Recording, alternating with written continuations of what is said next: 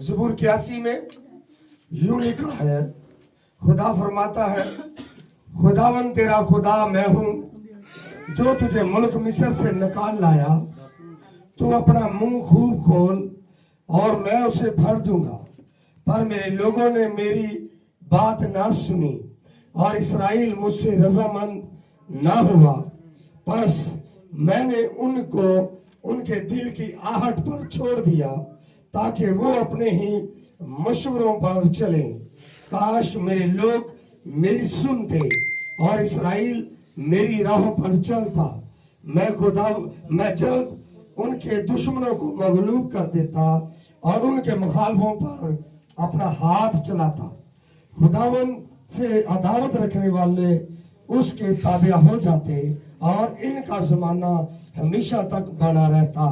वो इनको अच्छे से अच्छा गेहूं खिलाता और मैं तुझे चट्टान में के शहद से सैर करता। खुदावन का कलाम पढ़ने वाले और सुनने वालों पर खुदा की बरकत हो। सब मिलकर कहेंगे आमीन। सब बैठ जाए, तशरीफ रखें। हालेलुया, हालेलुया,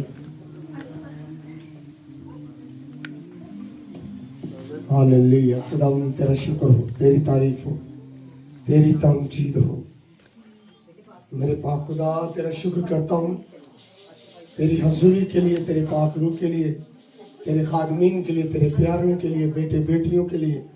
खुदा तेरी शुक्रगुजारी करता हूँ कि जो तेरे कलाम को सुनने के लिए, तेरी इबादत करने के लिए खुदावंद एक जगह जमा है।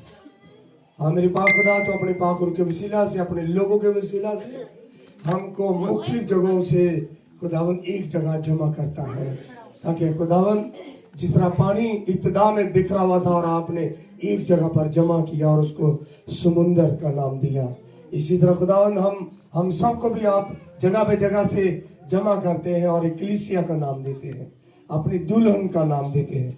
खुदावंद तेरा शुक्र करते हैं तेरे सब बेटे बेटियों के लिए जो इस वक्त यहाँ पर मौजूद है। हाँ, खुदा का कलाम जो हमें सिखाता है, खुदा ने हमें बदी से, गुनाह से, बुरी आदतों से, बुरी रफ्शों से निकाला है और हमें एक जगह जमा किया है ताकि हम खुदा की इबादत करें। खुदा ने हम सब को इसलिए यहाँ जमा किया है कि हम उसकी क्या करें, इबादत करें। उस दौर में भी खुदा ने अपने लोगों को जो मिस्र में कैद में थे, गुलामी की हालत में थे, उनको निकाला। और खुदा फरमाता है कि खुदावन तेरा खुदा मैं हूं जो तुझे मुल्क मिस्र से निकाल लाया। तू अपने मुंह को खूब खोल और मैं उसे भर दूंगा। खुदा हमारे मुंह से निकले लफ्जों को पूरा करना चाहता है। खुदा हमारे दिल की मुरादों को पूरा करना चाहता है। खुदा हमारी जरूरतों को पूरा करना चाहता है, लेकिन उसके लिए जब हम खुदा की हजूरी में आ जाते हैं तो हमें अपने मुंह को खूब खोलने की जरूरत है। हमें अपने मुंह को खोलने की जरूरत है ताकि हमारे मुंह से निकले लफ्ज खुदा पूरी कर दे। हमारे मुंह से निकले लफ्जों को खुदा क्या कर दे, पूरा कर दे। कही बड़ी पंजाबी की कहावत है कि ऐ बंदा या बंदी या बेटी या भैन ये जो कुछ कह देंदी ना, ਇਹ ਕੀ ਹੋ ਜਾਂਦਾ, ਪੂਰਾ ਹੋ ਜਾਂਦਾ। ਐਵੇਂ ਤੇ ਉਹਦੇ ਵਿੱਚ ਗੱਲ ਕੀ ਹੁੰਦੀ ਹੈ, ਕਹਿੰਦੇ ਇਹਦੀ ਜ਼ਬਾਨ ਬੜੀ ਹੈ, ਇਹ ਜੋ ਕਹਿ ਦੇਵੇ ਇਹ ਇੱਕ ਦੁਨੀਆਦਾਰੀ ਦੀ ਗੱਲ ਬਣਾਈ ਹੋਈ ਹੈ। ਲੇਕਿਨ ਖੁਦਾ ਦੀ ਗੱਲ ਇਹ ਵੇ ਕਿ ਤੁਸੀਂ ਖੁਦਾ ਦੇ ਹਜ਼ੂਰ ਆਪਣੇ ਮੂੰਹ ਖੋਲੋ ਤੇ ਫਿਰ ਤੁਹਾਡੇ ਮੂੰਹ ਚੋਂ ਨਿਕਲੀਆਂ ਗੱਲਾਂ ਪੂਰੀਆਂ ਹੋ ਜਾਣਗੀਆਂ। ਜੋ ਤੁਸੀਂ ਆਪਣੇ ਮੂੰਹ ਨੂੰ ਬੰਦ ਰੱਖੋਗੇ ਤੇ ਫਿਰ ਤੁਹਾਡੇ ਮੂੰਹ ਚੋਂ ਨਿਕਲੀਆਂ ਗੱਲਾਂ ਪੂਰੀਆਂ ਨਹੀਂ ਹੋਣਗੀਆਂ। क्योंकि मेरे और ताड़े मनजी ने क्या कि मांगोगे तो ढूंढोगे तो पाओगे, खटखटाओगे तो तुम्हारे वास्ते। हमें मांगने के लिए अपने मुंह को खोलने की जरूरत है।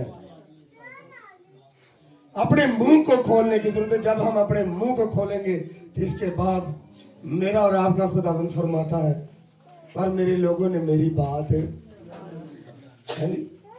कभी वेखते हो महीने के शुरू है जी, इतने बैठने की जगह नहीं मिलती। ते कदी कदी फिर जो तुहानूं पता महीने के एंड दे विच इत्थे जगह खुली होंदी, भावें लम्मे पै जाओ, है नहीं, बहुत ज़्यादा जगह होती है। लेकिन बाज़ का महीने के शुरू में ऐसा होता है कि नहीं, बहुत सारे लोग आते हैं। यहाँ पर खुदा फरमाता है कि मेरे लोगों ने मेरी बात ना सुनी, बस मैं उनको उनके दिल की आहट पर छोड़ दिया ताकि वो अपने ही मशवरों पर चले। काश मेरे लोग मेरी सुनते। खुदा कहता कि मेरे लोग मेरी की करते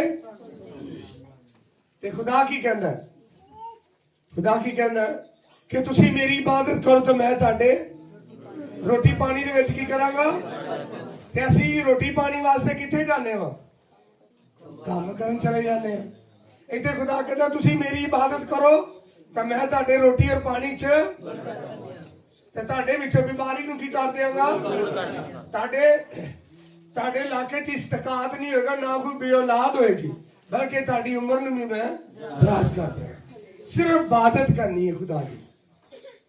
खुदा दी इबादत करन दे नाल बाज़ कात लोग ये समझते हैं कि असीं चर्च चले गए तो साडी इबादत होगी, भी असीं हाज़री ला लीए, पादरी साहब नूं मिल आए हैं, असीं लोगों ने बहा लिया कि असीं की आए हैं, इबादत ही आए हैं। लेकिन फिर बरकत ब्लैसिंग या तुहाडे मुंह च निकले लफज, जो तुहाडे मुंह च लफज ही नहीं निकलने, तुसीं आके बह रहना है, तो फिर खुदा ने तुहानूं बरकत भी मंगो भी तो दिता जाएगा।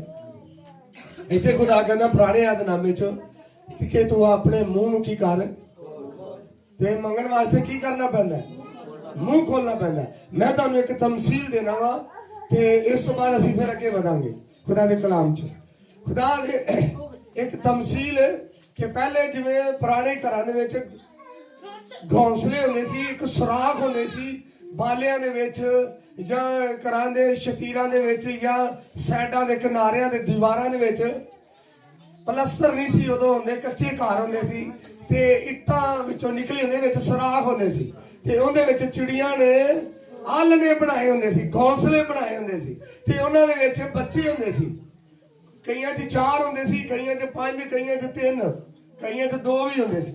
ਤੇ ਜਦੋਂ ਚਿੜੀਆ ਉਹਨਾਂ ਵਾਸਤੇ ਖੁਰਾਕ ਲੈ ਕੇ ਆਉਂਦੀ ਸੀ, खुराक लैके आती थी, जिन्होंने ये घोंसले ये आलने वेखे नहीं, इन्होंने बच्चों ने वेख्या ते उन्होंने ये भी वेख्या होना कि किन्ने बच्चे मुंह खोलते सन।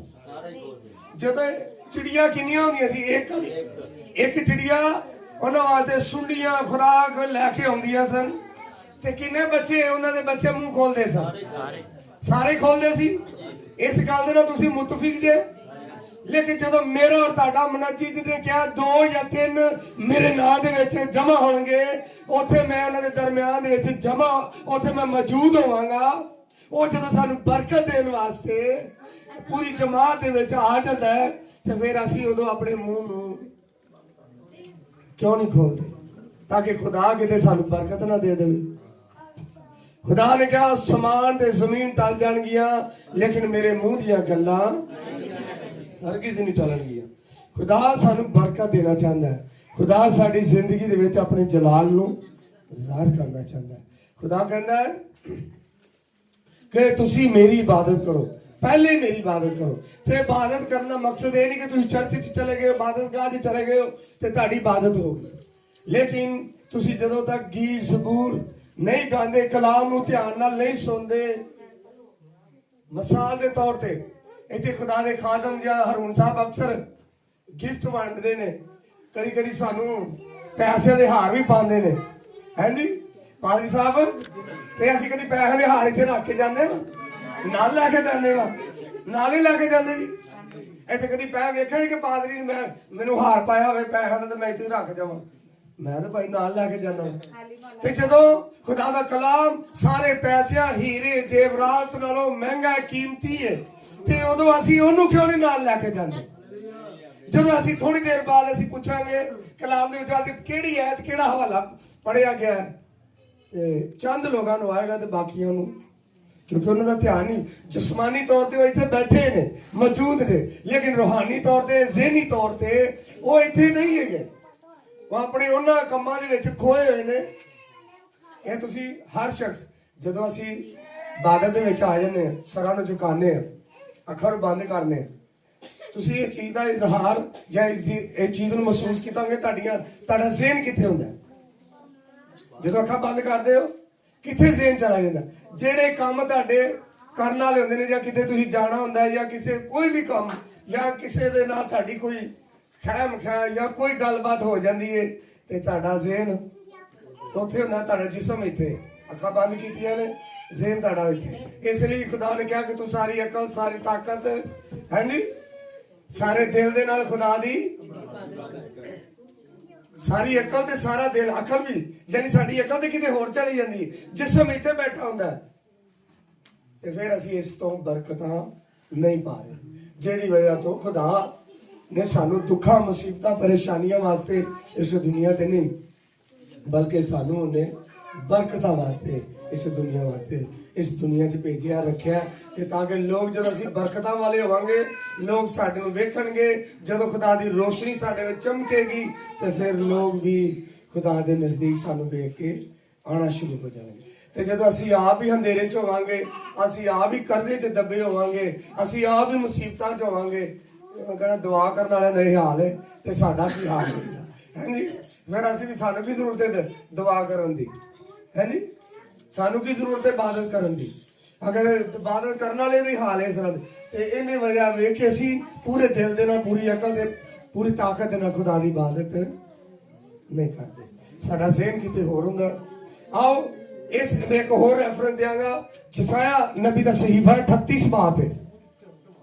जसाया जिहड़ा बहुत ही बीमार हो गया, जसाया बहुत ही बीमार हो गया। खुदा ने अपने नबी दी मार्फत खुदा ने अपने नबी दी मार्फत कलाम किया, यसाया नूं हुक्म दिता कि जा हिजकिया बादशाह नूं ये क्या आ कि तू अपने घर दा की कर ला बंदोबस्त कर ला, हुण तू मर जाएगा, हुण तू बचने का हुण तू नहीं बचेगा, हुण तू नहीं बचना, हुण तू अपने घर दा की कर। बंदा बीमार नहीं हो जाता, कहता कोई मैनू खुशी वहा दिओ है, आखिरी बार मैनू खुशी तो वहा दिओ है, ये जी मेरी आखिरी ख्वाहिश है, या मैं फलाना काम कर ला धी पुत्र का या फलाना फलाना। फिर घरदे ने भी कहता मैं उहदे कोल कमेटी लैनी, उहदे कोल पैसे लैने, इनू मैं देने 10 दिन। लेकिन इस बादशाह नूं जदों हुक्म मिलिया कि तू हुण मर जाना है, तू बड़ी देर तो बीमार है, तू हुण बचना नहीं। खुदा ने हुक्म भेजा है, खुदा ने पैगाम भेजा है कि तू अपने घर का बंदोबस्त कर ला, हुण तू बचने का। हिजकिया ने की कीता जी, अपनी बीवी नूं वजीरां नूं बुलाया जी, बुलाया, पीछे वाले भी बोलन बुलाया नहीं बुलाया, उन्हें की कर लिया, दीवार वाले अपना मुंह कर लिया, दीवार वाले अपना की कर लिया मुंह कर लिया, ते वो बोलना शुरू हो गया, उन्हें अपने मुंह दीवार की तरफ कर लिया किया और खुदावन से दुआ की और कहा कि ऐ खुदावन मैं तेरी मिन्नत करता हूं, याद फरमा के मैं तेरे हजूर सच्चाई और पूरे दिल से चलता रहा हूं, और जो तेरी नजर में भला है वही किया है। और हिजकिया जार रोया, तब खुदावंद का ये कलाम यसाया पर नाजिल हुआ कि जा और हिजकिया से कह कि खुदावंद तेरे बाप दाऊद का खुदा यूं फरमाता है कि मैंने तेरी दुआ सुनी, मैंने तेरे आंसू देखे, सो देख मैं तेरी उम्र 15 बरस और बढ़ाता दूंगा।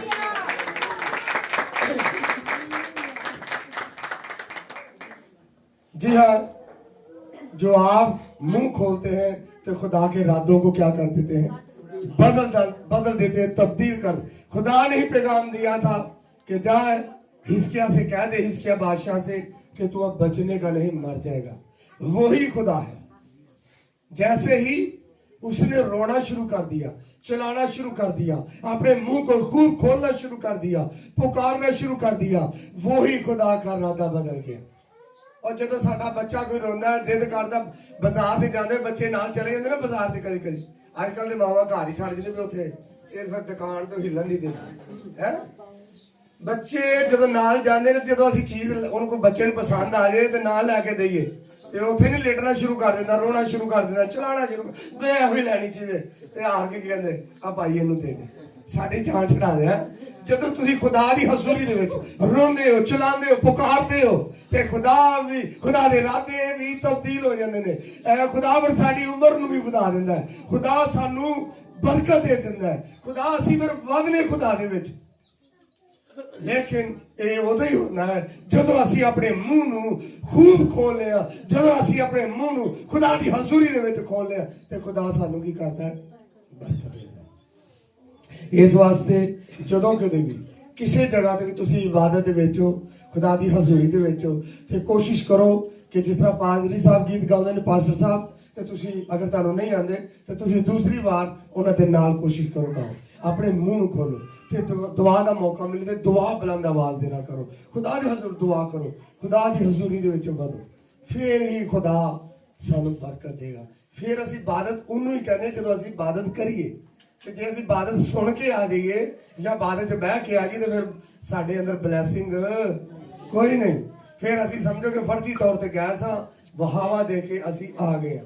ਫਿਰ ਇਹਨਾਂ ਬਾਈ ਜਿਵੇਂ ਕੰਮ ਤੇ ਜਾਣੇ ਬਹਿ ਬੂ ਕੇ ਆ ਕੇ ਕੰਮ ਕੋਈ ਨਹੀਂ ਕੀਤਾ। ਇਸੇ ਤਰ੍ਹਾਂ ਅਸੀਂ ਇਬਾਦਤ 'ਚ ਆ ਜਾਂਦੇ ਹਾਂ ਤੇ ਅਸੀਂ ਗੀਤ ਜ਼ਬੂਰ ਨਹੀਂ ਗਾਉਂਦੇ ਜਾਂ ਅਸੀਂ ਦੁਆ ਨਹੀਂ ਕਰਦੇ ਤੇ ਫਿਰ ਬਾਅਦ ਕਾ ਚੀਜ਼ਾਂ ਖੋਣੀਆਂ ਵੀ ਪੈਂਦੀਆਂ ਨੇ। ਬਾਅਦ ਕਾ ਚੀਜ਼ਾਂ ਆ ਚੀਜ਼ ਵੰਡੀ ਦੀ ਹੋਏ ਤੇ ਕਈ ਬੱਚੇ ਅੱਗੇ ਨਹੀਂ ਧੱਕਾ ਧੁੱਕਾ ਦੇ ਕੇ ਇੱਧਰ ਉੱਧਰ ਅੱਗੇ ਨਹੀਂ ਹੋ ਜਾਂਦੇ ਹੈ ਜੀ। ਤੇ ਬਾਅਦ ਕਾ ਜਿਹੜਾ ਸਾਨੂੰ ਗਾਈਡ ਕਰਦਾ ਜਾਂ ਪਾਸਟਰ ਸਾਹਿਬ ਹੈ ਜਾਂ ਕੋਈ ਵੀ ਹੈ, ਉਹਨੂੰ ਨਹੀਂ ਪਤਾ ਹੁੰਦਾ ਕਿ ਖੁਦਾ ਤੁਹਾਨੂੰ ਭਾਰਦਾ ਪਿਆ। ਖੁਦਾ ਚਾਹੁੰਦਾ ਕਿ ਤੁਸੀਂ ਕੋਈ ਗੀਤ ਜ਼ਬੂਰ ਗਾਓ ਜਾਂ ਦੁਆ ਕਰੋ।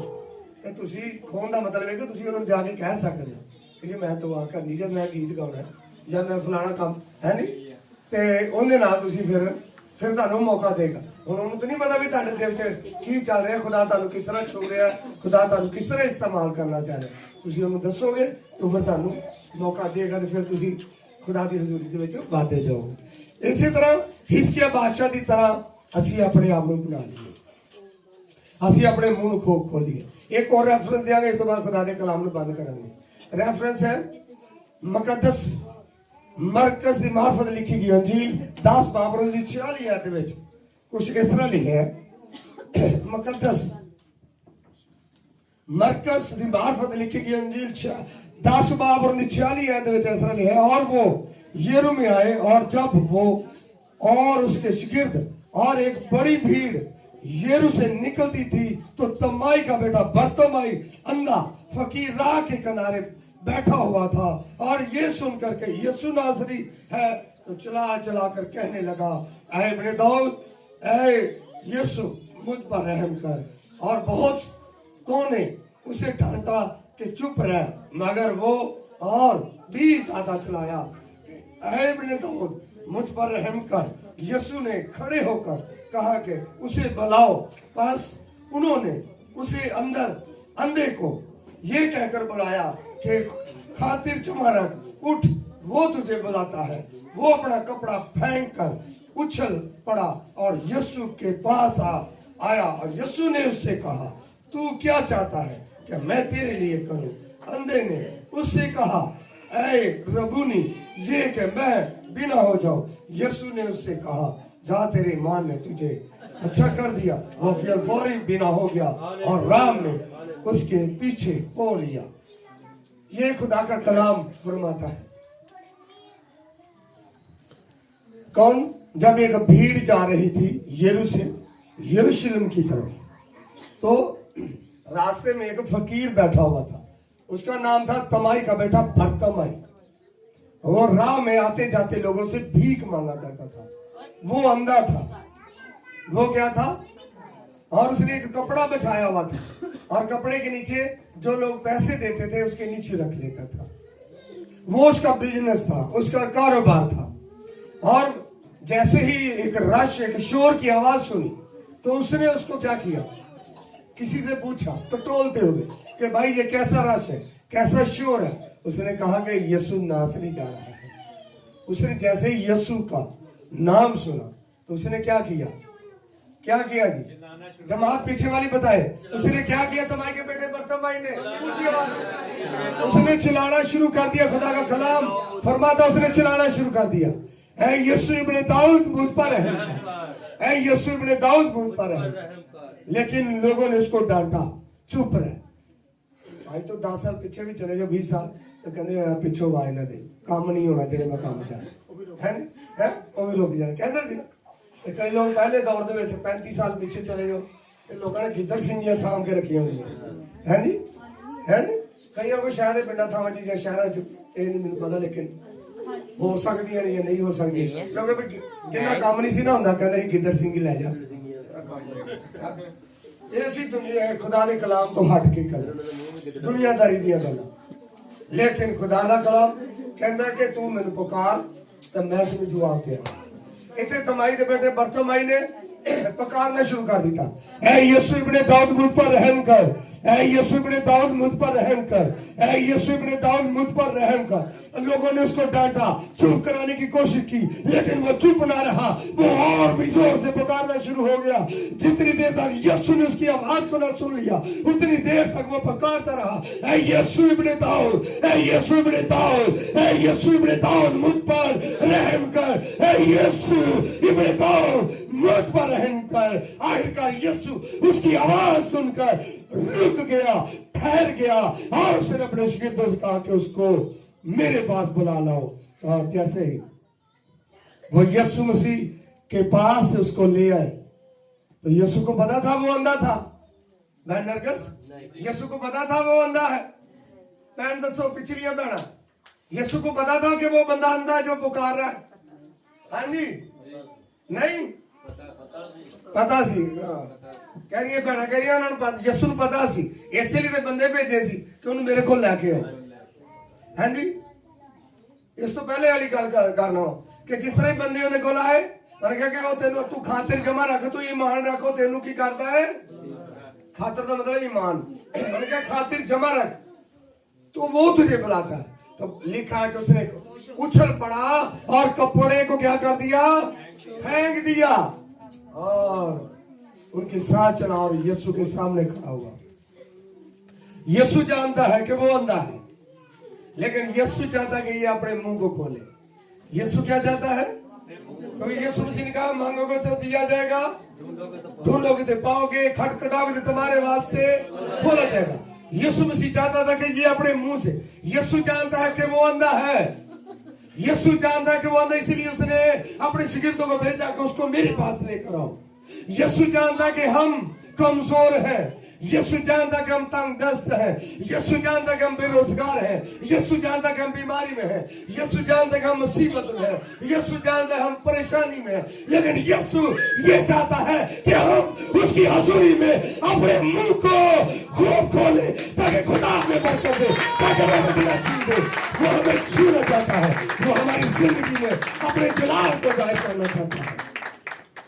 वो चाहता है कि हम जब उसकी हजूरी में आ जाए तो अपने मुंह को खोले। जैसे तमाई का बेटा बर्तमाई उसके सामने आ गया, उसकी हजूरी में आ गया, तो यीशु ने उससे पूछा कि तू क्या चाहता है कि मैं तेरे लिए करूं? उसने कहा कि रबूनी, मैं चाहता हूं कि मैं बीना हो जाऊं, मैं देखने लग पड़ूं, मैं तेरे साथ चलने वाला बन जाऊं।